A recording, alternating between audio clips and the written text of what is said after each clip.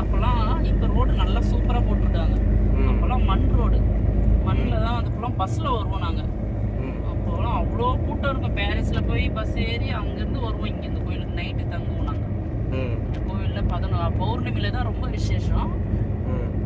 சாப்பாடு புளி சாதம் கட்டிக்கிட்டு நாங்கள் எல்லாம் ஃபேமிலியோடு வந்து இங்கே நைட்டு தங்கிட்டு எல்லாம் சாப்பிட்டுட்டு காலையில் அவரை தரிசனம் பார்த்துட்டு வருவோம். அங்கே ஒரு குளம் இருக்குது. அந்த குளம் வந்து ரொம்ப ஃபேமஸானது. அதாவது பேய் பிடிச்சவங்களுக்கு ஏதாவது சூனியம் மந்திரம் ஏதாவது சரி பண்ணுவாங்க. ஆமாம், அந்த குளத்துல குளிச்சா சரியாயிடும்னுவாங்க.